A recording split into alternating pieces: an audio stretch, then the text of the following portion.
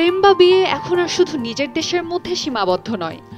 অনেকেই ভালোবাসার কারণে বিদেশি জীবনসঙ্গী বেছে নেন, আবার কেউ কেউ বিয়ের মাধ্যমে নতুন দেশের নাগরিকত্ব পাওয়ার সুযোগ নেন।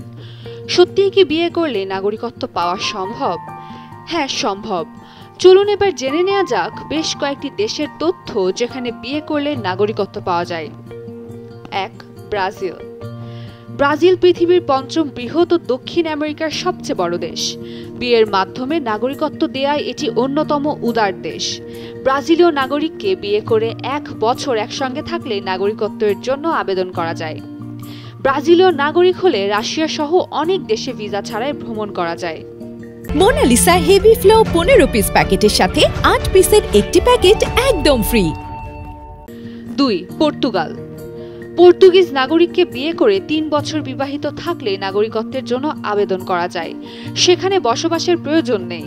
পর্তুগিজ ভাষা ও সংস্কৃতির জ্ঞান বাড়তি সুবিধা দেয়। নাগরিকত্ব পেলে ইউরোপীয় ইউনিয়নের সব সুবিধাও পাওয়া যায়। 3. পোল্যান্ড।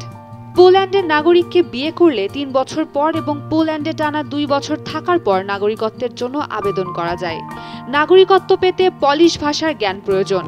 পোল্যান্ড থাকা সুন্দর হলেও ব্যয়বহুল হতে পারে, কারণ এখানে আয়কর 18 থেকে 32% পর্যন্ত হয়। 4. সার্বিয়া। সার্বিয়ায় বিয়ের মাধ্যমে নাগরিকত্ব পেতে হলে 3 বছরের বিবাহিত সম্পর্ক ও স্থায়ী বসবাস প্রয়োজন। নিয়ম কঠোরভাবে প্রয়োগ না হওয়ায় সহজে নাগরিকত্ব পাওয়া যায়। দেশটির ইতিহাস ও সংস্কৃতি সমৃদ্ধ এবং জীবনযাপন খরচ তুলনামূলক কম। নাগরিকত্ব পেলে অন্যান্য ইউরোপীয় দেশে যাওয়া সহজ হয়। 5. ফ্রান্স। ফরাসি নাগরিককে বিয়ে করলে 4 বছর ধরে ফ্রান্সে বসবাসের পর নাগরিকত্ব পাওয়া যায়। যদি বিয়ে ফ্রান্সের বাইরে হয়, সময়সীমা দীর্ঘ হতে পারে।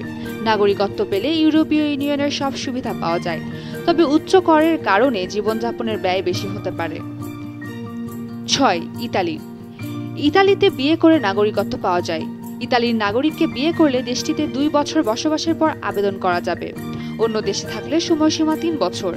দম্পতির সন্তান থাকলে সময় অর্ধেক কমে যায়। নাগরিকত্ব পেলে ইউরোপীয় ইউনিয়নের সুবিধাও মিলবে। তবে বিয়ের আগে মনে রাখতে হবে, শুধু নাগরিকত্বের জন্য সম্পর্ক শুরু করলে তা কেবল কাগজের সম্পর্কই থেকে যাবে, মানসিক শান্তি মিলবে না। উম্মেরুম্মান ক্রান্তি, ডেইলি সান।